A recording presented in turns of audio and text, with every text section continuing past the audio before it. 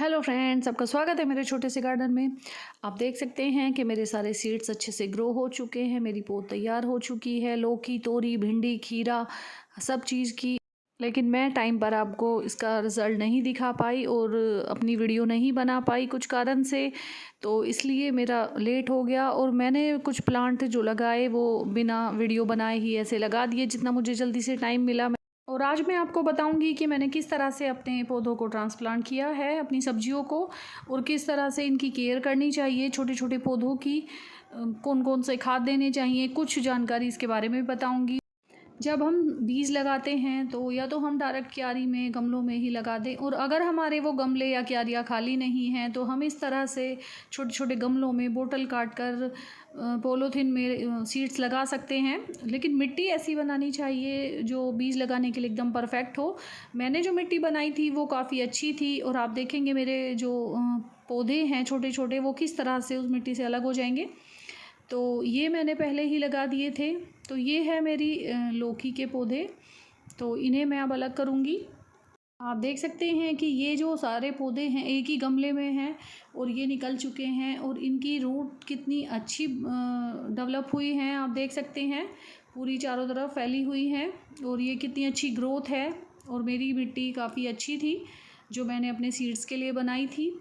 तो ये गीली है तो मैं अब इसे अलग कैसे करूँगी। मैंने एक बाल्टी में पानी लिया है और इन सारे पौधों को मिट्टी के साथ मैंने इस पानी में रख दिया है। रखने के बाद मैं हल्के हाथ से हिलाऊंगी और आराम से ये सारे पौधे अलग हो जाएंगे। जड़ों को बिल्कुल भी नुकसान नहीं होगा और मिट्टी भी इनसे अलग हो जाएगी आराम से। तो आप देख सकते हैं इस तरह से ये पूरी जड़ों के साथ मिट्टी अलग हो गई है और इनकी जड़ों को बिल्कुल भी नुकसान नहीं होगा। इस तरीके से ये तरीका जब अच्छा है जब हमारे एक ही गमले में कई सारे पौधे हो गए हों, तो हमें उन्हें अलग करने में दिक्कत होती है। तो इस तरह से पानी में करके हम अलग कर सकते हैं और जड़ों को भी कोई नुकसान नहीं होगा। तो देखिए मेरी जड़ें बिल्कुल ठीक हैं और मैं अब इस तरह से इन्हें लगा दूँगी। अगर एक गमले में एक ही पौधा है तो वो तो उसमें तो कोई दिक्कत ही नहीं है, फिर हम उसे आसानी से ट्रांसप्लांट कर सकते हैं।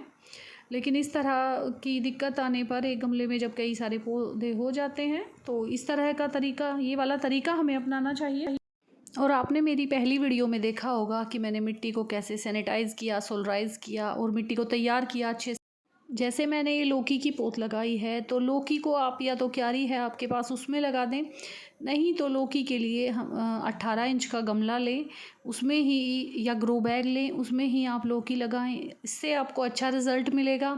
अगर आप 15 इंच के गमले में लगा देते हैं तो एक दो लौकी आएगी और ज़्यादा अच्छी ग्रोथ नहीं होगी बेल की। तो लौकी के लिए हमेशा बड़ा कंटेनर, बड़ी क्यारी वगैरह इस तरह में ही लौकी को लगाएं।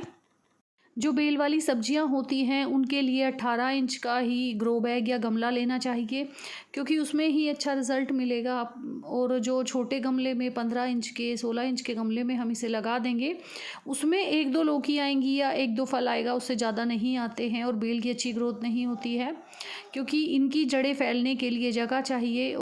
और जैसे भिंडी, बैंगन, टमाटर, ये सभी छोटे गमलों में भी लग जाते हैं और इसमें अच्छा रिज़ल्ट मिलता है। तो इन्हें आप छोटे गमले में लगाएं और बेल वाली सब्जियों को बड़े में ही लगाएं। और देखिए ये मेरी भिंडी की पौध है, इसे मैं शिफ्ट करूँगी इस वाली क्यारी में। ये लंबी वाली है और इसमें मैं 3 जो भिंडी के पौधे हैं वो लगाऊंगी।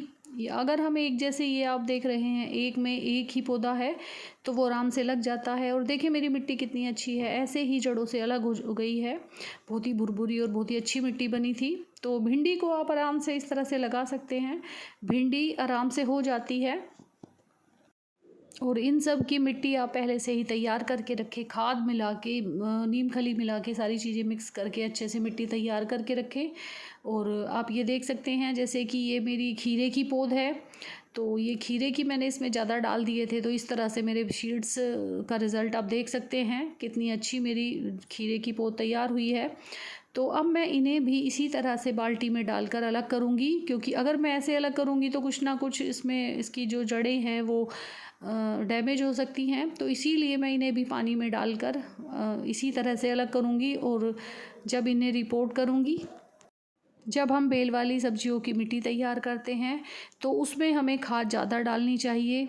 जो हम भिंडी, टमाटर, बैंगन की मिट्टी में खाद डालते हैं उससे दुगनी खाद हमें बेल वाली सब्जियों की जो मिट्टी तैयार करते हैं उसमें डालनी चाहिए। और हमें सैंड भी ज़्यादा ही डालनी चाहिए बेल वाली सब्जियों की मिट्टी में।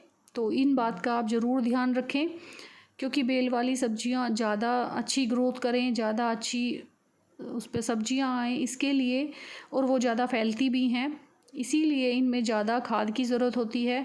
और उनकी जड़ें ज़्यादा जैसे कि लौकी है, लौकी की जड़ थोड़ी नाजुक होती है, ज़्यादा पानी से गल जाती है, तो इसीलिए आप लौकी में हमेशा पानी का ध्यान रखें। उसकी मिट्टी सूखने पर ही पानी डालें, नहीं तो आपका जो पौध है, छोटा पौधा है, वो ख़राब हो जाएगा। और ये मेरी भिंडी है, देखिए भिंडी भी मैं इस तरह से निकाल कर लगा दूंगी। इन सभी पौधों को लगाने के 1 हफ्ते बाद आपको इसमें लिक्विड फर्टिलाइज़र डालना है। आप कोई भी लिक्विड फर्टिलाइज़र डाल सकते हैं। जो वर्मी कंपोस्ट होता है, किचन कंपोस्ट होती है, उसे डालने का फ़ायदा इसलिए नहीं है क्योंकि हम पहले ही मिट्टी में सब कुछ मिला चुके हैं। तो इसीलिए लिक्विड फर्टिलाइज़र डालें, कोई भी बायो एंजाइम डालें, उससे इन सब पौधों की ग्रोथ काफ़ी अच्छी होगी, तेज़ी से होगी। तो आप उसमें बायो एंजाइम डालें, बनाना पील का फर्टिलाइज़र डालें और प्याज के छिलकों का फर्टिलाइज़र डालें, इससे इनकी ग्रोथ अच्छी